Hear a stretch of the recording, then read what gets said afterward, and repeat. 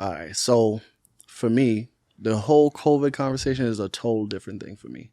Because I don't know if you know, but 2020, I was in a hospital with COVID. 2020? Yeah.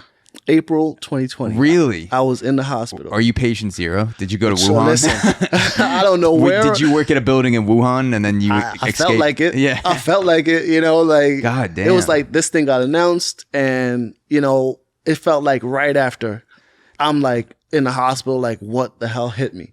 Dude, that must have been super scary because that was before the public really had a bunch of information on it where it could be AIDS or it could be a cold. Like we weren't sure yet. It's like, what's going to happen? My experience with COVID is something I will always remember. I will not forget it because it went from spending a month or two in isolation at my house, like withering away, like literally can't eat, can't sleep well, feeling like absolutely horrible, trying to figure out what the hell's going on and there's no answers. It's like while I was sick at home, I think it was 2 to 3 times I called the ambulance to come and get me to take me to the hospital. And I think it was the first 2 times they wouldn't take me. It was like, one was like, listen, you're better off at home, like stay home, you could get better care at home. At least you have your wife here to try to help and take care of you. Right. And now that's a whole nother thing because now you're like, hold up, if it's doing this to me, what if she gets it, And then you have 2 kids. It was just like a whole mind fuck. But then the second time it was just like, listen, don't go. You see what's good. Like, and the worst thing I think I did was turn on the news. Right. So the EMT was like, listen, there's people going to the hospital and they're leaving out in refrigerated trucks. And I'm like, that's bullshit. Like, you just don't want to take me. Turn the freaking people you think they're treating people no, refrigerator? People are dying and they're being placed in refrigerator trucks because there's no room. Yes. Okay. And I'm like, that is fucking bullshit. Yeah. Like, just take me to the hospital. Turn the news on and what's the first thing I see? People like refrigerator trucks outside the hospital. I'm like, okay, whatever. But now the last time they took me, but I remember vividly, the EMT came to the house and I was like, fucked, bro. I was just like, yo, this shit ain't good. And this is the second time you got it had to be the second time. I can't even recall how many times they came, but the last time they came. Oh, this is the second time you had COVID? No, the first time. First time you had COVID. Okay. I didn't get a second time. So this is still April 2020. Yeah. So the EMT came to your house a few times. Yeah. So now one of them, I was just like, look, something's wrong. Like I couldn't drink. I couldn't eat really. It was just like, it sucked. So I was like, I asked him like, hey, can you at least give me an IV? And they're like, look, we're not supposed to, but they stayed there and gave me that IV. And to this day, I really feel like that's what helped me out. Why did they say they're not supposed to? I don't remember the whole thing. Remember, I'm like fucked at this point. Like I'm foggy. Everything is like all the thoughts that you don't want in your head are going on, all this stuff. And it's like, they're like, listen, they stayed there, they gave it to me, and then they went about their business. The third time I called, couldn't breathe. It was horrible. They took me to the hospital. And then I'm like, I feel so lucky because I went to the first hospital and they were like, look, they gave me oxychloroquine.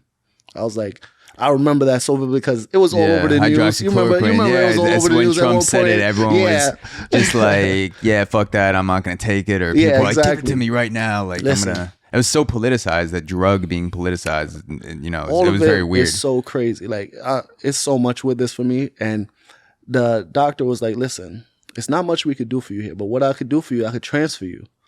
So they transferred me into the city, and by some miracle, I got great doctors, and it just felt like it all lined up. It was just like, we got you. They took care of me. And at one point, it was so What did they bad. do that was different that the first doctors weren't doing? It wasn't that the first doctor wasn't doing anything. It was like he understood, like, look, we don't have a lot of information. They're doing a lot of work here, and you might have a better chance of getting the help you need here. And he made it happen, So I was like, all right, cool. I get to this other hospital, and I'm there for almost a month. You know, at one point, Jesus, I couldn't speak, bro. Like, I mean, you see how we're speaking right now? Yeah. I could not do this. You were in the hospital for a month. Almost a month. Not able to speak. And when I tell you, I couldn't, like, what we're doing right now, me speaking to you like this, I couldn't do it. Like, not even if I tried my hardest, I couldn't do it. So this is the OG strain, Wuhan strain 2020. I mean, you got hit hard as fuck. Got slammed. And I mean, speaking was a task. Like, I could only make out one word at a time. And that was hard. You know? Mentally, did you feel like your brain was sick too? Did you feel like you couldn't process shit? It was, everything was messed up. It was just like, bruh. That's so weird that the first EMTs wouldn't give you an IV because an IV. It wasn't that. It's not like I didn't ask them for it. Yeah. The first ones, they were just like, look, we don't think you should go to the hospital. Remember, I'm young. Yeah. You know, older people are going in and they're not doing so well. So they're like, look, the hospital are filling up. You're young. You're going to make it. I guess that was the thought process back. Because remember, that was what was being pushed early on. Yeah. If you're young, you're fine. You should bounce back or whatever. So I guess they were just like, listen, you don't want to go there. You could get better care at home. Let your wife try to take care of you. You'll be all right. I'm guessing that was the thought process. And so with the IV, when this person said we're not supposed to, did they give you a reason? Did like they weren't supposed to stay at your house because remember the whole COVID thing. So they're not supposed to be in close contact with you for a long period of time, I'm guessing. Okay. So them staying there to give me the IV was like, hey, look, we're not really supposed to do this, but I'm gonna help you out because you're asking me to. You know? It's. I mean, you know this firsthand with the early treatment because you had to go through treating yourself and then getting treated by EMTs and eventually going to the hospital. But I feel like there were no guidelines to treat yourself at home with COVID until it got so bad that you had to go to the hospital. That was the only thing that I was hearing early on. It was so crazy. It's just like, you're still talking to us, you're okay. And that was the part that was like, what? They told you you're still talking to us, you're okay? The thing is, you remember I was just telling you, I wasn't able to speak to you. I wouldn't have been able to speak to you. I'm guessing they were like, if you weren't close to that point, you shouldn't go to the hospital. Because at that point, you either needed to be on a ventilator or you needed some kind of critical care.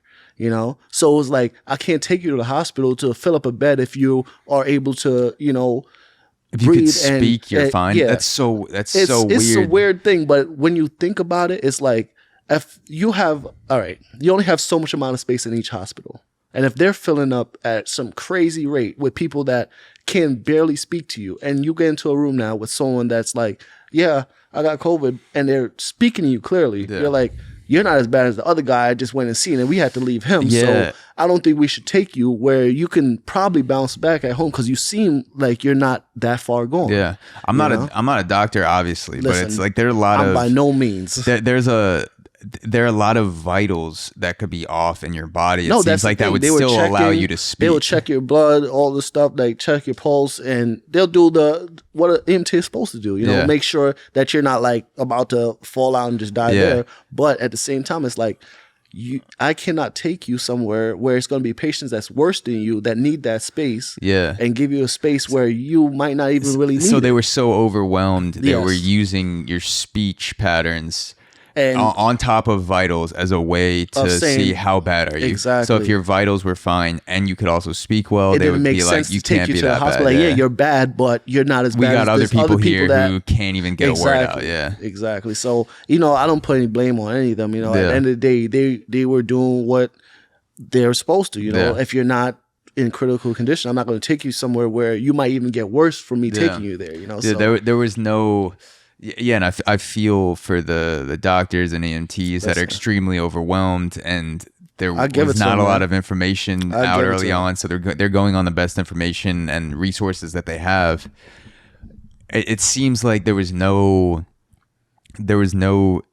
directed strategy for home care, for taking care of yourself. There should have been something early on saying, if you get COVID and you don't have to go to the hospital, do X, Y, and Z. Drink Pedialyte. Take vitamin D. Hang upside down. Like something. My sister was actually sending me like anything she could find, and you always have people that are gonna look out for you.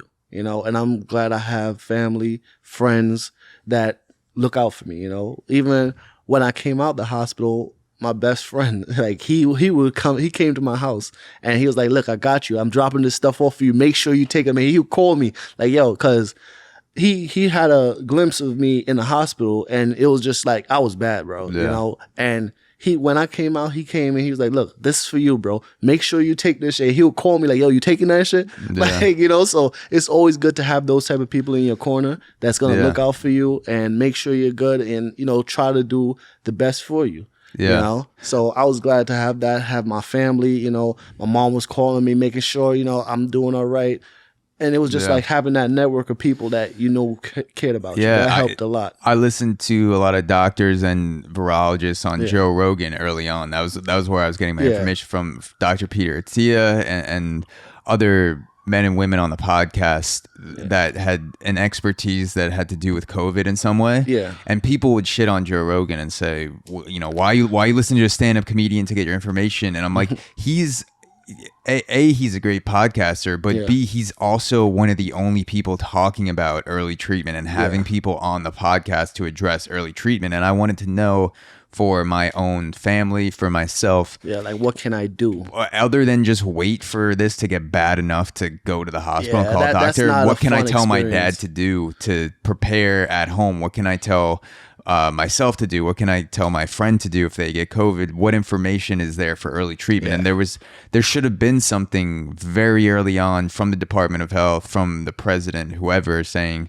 this is the best course of early treatment we have. So do this for yourself. But no one knew, but there were some early guidelines that weren't being communicated, like taking vitamin D and correlations with people that were vitamin D insufficient in the hospital.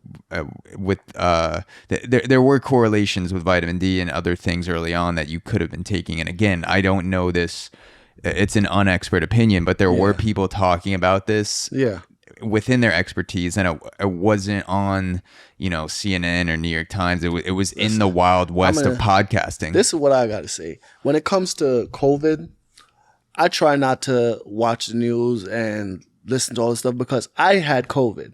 And when I sit down and listen to the news sometimes, it makes me question the virus. And I had it, you know, so I don't like to sit down and listen to the news when they talk about COVID. Like, I'm like, you know what, I want to switch the channel because I know it's real from personal experience. And if you can have me, that the person that had it, question if the thing is real, I don't want to even hear from you anymore. Yeah. You know, because it's crazy. Like all the information that's out there is like this person telling you this, that person telling you this. I lived it. So fuck what they're saying, I don't care. I know what can happen. Yeah, I've been down that road. You did the ultimate research by getting it yourself. So early on, not Omicron, not Delta. You got the OG Wuhan and I'm strain. just like, look, whatever. I don't care what you do. Everybody has their own choice, but be safe. That's all. That's the best I can tell you. Just try to be safe. You know, don't take stupid risks or whatever the case is. Just do what you feel is best for you. Just, you know. Do you have lasting symptoms from it? What people call long COVID? I still can't smell shit. Really? Bruh. I can't smell. What about taste? Taste is because that's tied to smell. Yeah, it's all right, but it's like when it comes to smell, I can like every now and then I'll get a whiff of something and I'll remember like, okay, that's what it's supposed to smell like. But for the most part, my smell is gone. Because I was gonna say I've been farting up a storm, so I'm surprised that you haven't smelled it yet.